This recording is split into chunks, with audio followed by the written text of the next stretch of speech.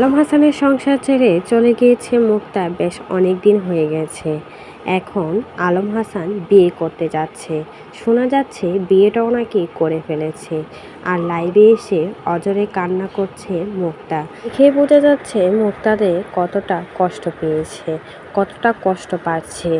মুক্তা ক্যাপশনে লিখেছে, আমার সংসার, আমার স্বামী, আমার সব কিছু, অথচ অন্য ব্যক্তির আগমন। এটা আমি কখনো মেনে নিতে পারছি না। আমাকে তাহলে মিথ্যা ভালোবাসা বলে সম্বোধন করলো। এত ভালোবাসা থাকতে আমাকে রেখে অন্য আরেকটা বিয়ে করে ফেলো।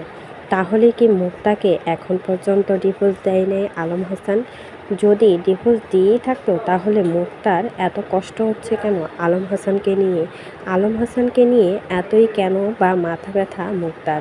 অনেকদিন তো হয়ে গেল তাদের সংসার ছেড়ে চলে গিয়েছে, অথচ মুক্তা এখনও আলম হাসানের জন্য কান্না করছে। যখনই শুনেছে আলম হাসান 5 নাম্বার বিয়ে করেছে তখন কিন্তু শর্মিলা হাসাহাসি করছে, আর এদিকে মুক্তা বেচারি কান্না করছে।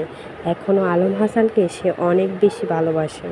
যদি সত্যি আলম হাসান আর মুক্তার ডিভোর্স হয়ে যেত তাহলে হয়তো বা মুক্তা লাইভে এসে এভাবে অজরে কান্না করতো না, কখনোই বলতো না আমার স্বামী, আমার সংসার, আমার সাজানো গোছানো সব কিছু, সেখানে চলে আসছে আরেকজন। এই কথা কখনোই বলতে পারতো না। হয়তো বা তাদের মাঝে এখনও ডিভোর্সটা হয় না, আর সেজন্যই কিন্তু আলম হাসানকে এখনও মন থেকে ভালোবাসে মুক্তা।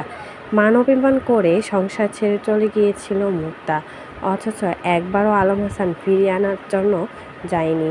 মুক্তা এখন হয়তো বা বুঝতে পারছে স্বামী ছাড়া থাকা কতটা কষ্ট, বা এখনও হয়তো বা আলম হাসানের সাথে ডিভোর্স হয় নাই মুক্তার, আর সেজন্য আলম হাসানের সংসারে ফিরে যাওয়ার জন্যই কিন্তু মুক্তা এই কথাগুলো বলছে। তবে আলম হাসান যে বিয়ে করেছে সেই বউকে এখন পর্যন্ত সামনে নিয়ে আসে নাই।